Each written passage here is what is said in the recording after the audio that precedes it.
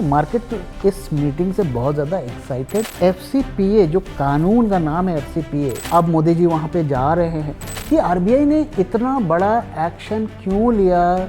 2 साल का highest single day gain हमें देखने को मिला है। इससे अदानी जी को वो केसेस हॉल्ट हो जाएंगे कि हमें ऐसे में क्या करना चाहिए। तो पहली चीज़,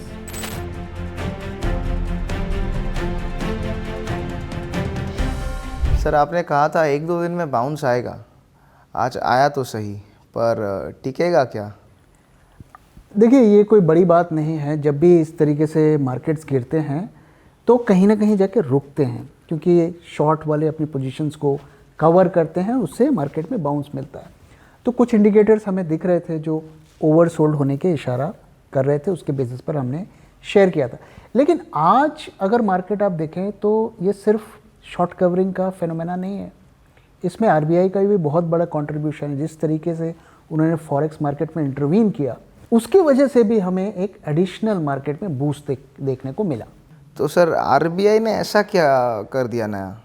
तो RBI ने अगर आप देखिए तो पिछले 2 दिनों में करीब 12 बिलियन US डॉलर्स के डॉलर्स खरीदे हैं रुपया को बचाने के लिए। आप जानते हैं कि रुपया एक तरीके से फ्री फॉल में चल रहा था और ऑलमोस्ट हम 88 के लेवल्स के वहाँ तक पहुँच गए थे। तो RBI ने सबको सरप्राइज़ कर दिया, क्योंकि RBI काफ़ी टाइम से बहुत ज़्यादा इंटरवीन नहीं कर रहा था। ऑल ऑफ ए सडन उन्होंने काफ़ी जो है डॉलर्स खरीद के रुपया को बचाने की कोशिश की है।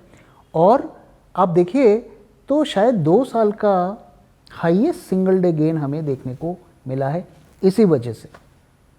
और ऐसा मैं क्यों कह रहा हूँ कि RBI ने आज की जो भी रैली हमें देखने को मिली उसमें RBI का बहुत बड़ा रोल है। वो इसलिए कि आज अगर आप बैंकिंग और फाइनेंस के स्टॉक्स देखें तो उसी में हमें ज़्यादा तेज़ी देखने को मिली। जो भी तेज़ी हमें देखने को मिली उसी में देखने को मिली। अगर ओवरऑल मार्केट देखें तो वो तो बेरिश है, एडवांस डिक्लाइन रेशियो भी नेगेटिव है। तो ये RBI के एक्शन की वजह से ही मार्केट को इतना जो भी बूस्ट मिला वो हमें RBI पॉलिसी की वजह से ही देखने को मिला। तो सर ये फाइनेंशियल स्टॉक्स के रैली और ये RBI का एक्शन, इनमें कोई रिलेशन है? देखिए इसमें क्या रिलेशन है, इसको थोड़ा समझते हैं कि अगर 5% रुपया कमज़ोर होता है तो वो 0.35% का इन्फ्लेशन बढ़ाता है। अब रुपया फ्री फॉल में आ गया था तो इससे मार्केट को ये लग रहा था कि भाई ये तो महंगाई बढ़ेगी तो हमारे रेपो रेट्स कट नहीं होंगे और CRR भी कट नहीं होगा। तो ये डर मार्केट को सताने लगा था। शायद इसी वजह से इस बार CRR कट्स नहीं किए गए, क्योंकि वो रुपया पर और प्रेशर डालता और रेपो रेट कट किए गए। तो अब RBI जब इंटरवीन कर रहा है तो इससे एक होप मिलती है कि शायद आगे भी करेगा रुपया, और यहाँ से और RBI कमज़ोर नहीं होने देगा और इन्फ्लेशन उस तरीके से नहीं बढ़ेगा। तो इसका इम्पैक्ट ये होगा कि आगे रेपो रेट की पॉसिबिलिटी और ज़्यादा बढ़ जाएगी। तो मैंने आपके साथ पिछले वीडियो में भी शेयर किया था कि अप्रैल में एक और रेपो रेट कट होने की पॉसिबिलिटी है। लेकिन अगर इसी तरीके से रुपया गिरता ही रहेगा तो वो नहीं होगा। तो आज के इस एक्शन से, RBI के एक्शन से ट्रेडर्स को ये होप मिली है कि अब रेपो रेट्स, अगला रेपो रेट भी जल्दी होगा और इसी वजह से बैंकिंग फाइनेंस के स्टॉक्स में हमें रैली देखने को मिलेगी। सर मार्केट पे फिर से आएंगे सर अंत में। अभी दूसरे टॉपिक पे आते हैं कि सर 13 तारीख यानी कि कल हमारे प्राइम मिनिस्टर मोदी जी वो जा रहे हैं USA ट्रम्प जी से मिलने। तो इससे हमें कोई फ़ायदा होने के चांसेस हैं? अभी तक तो देखो ऐसी कोई हमें खबरें नहीं मिल रही हैं कि हमारे फेवर में कुछ होने वाला है। और मार्केट को भी आप देख रहे हैं, अगर कुछ मार्केट को पता होता, क्लू होता, तो शायद वो इतनी तेज़ी से ना गिरता। अभी तक तो हमें यही लग रहा है कि हम कैसे ट्रम्प के साथ सेटिंग करें कि हमारे ऊपर कम से कम एक्शंस ली जाए।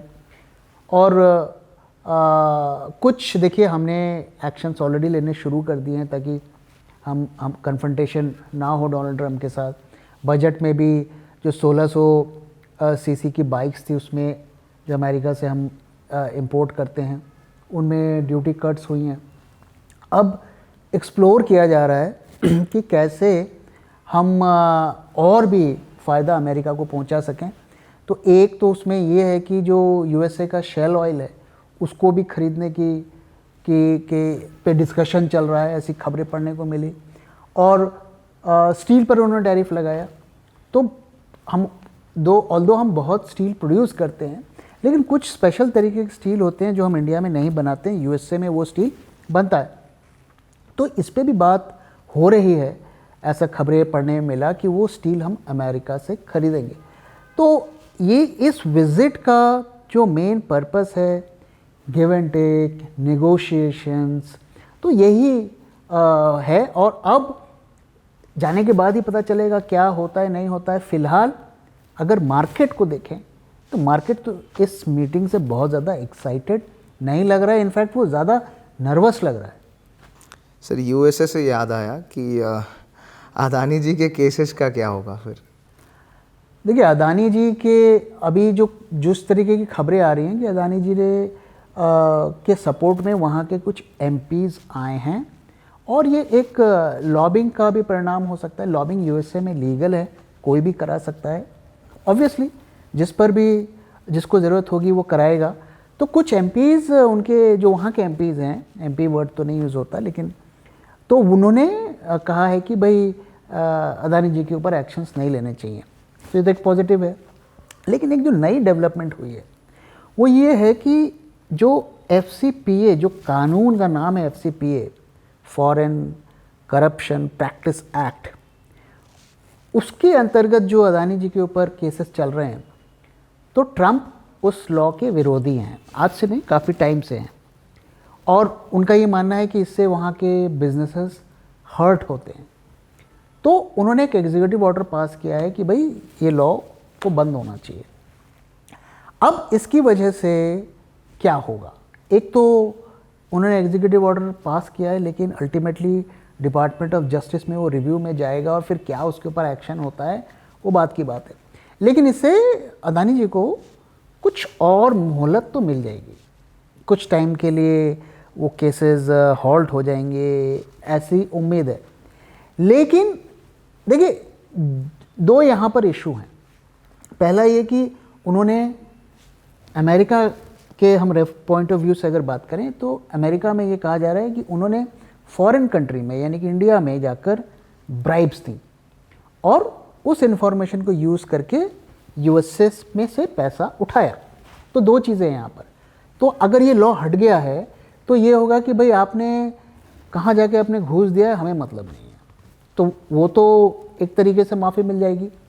लेकिन जो दूसरा पॉइंट है कि आपने गलत इन्फॉर्मेशन दे के यूएसए से पैसा रेज़ किया, तो एक तरीके से वहाँ पे अगर ये आरोप सही हैं तो वहाँ के इन्वेस्टर्स के साथ एक तरीके से ठगी की गई।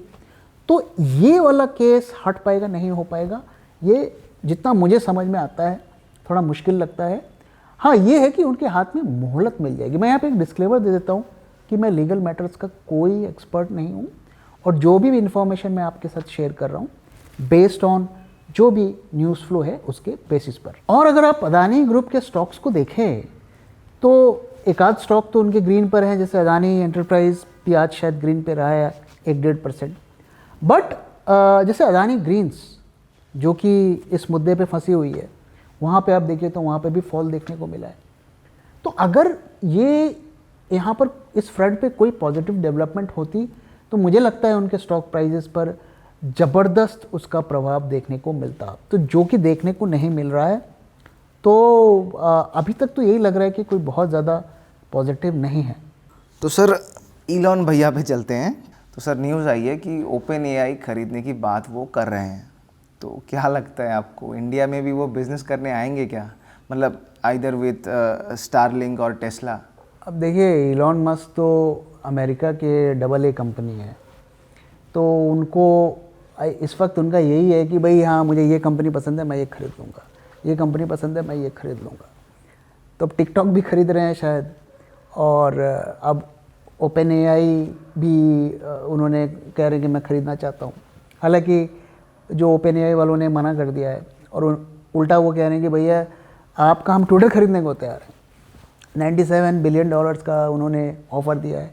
आई एम प्रीटी श्योर कि वो इसे और बढ़ाएंगे और हो सकता है वो बेच भी दें, क्योंकि पैसे किसे बुरे लगते हैं।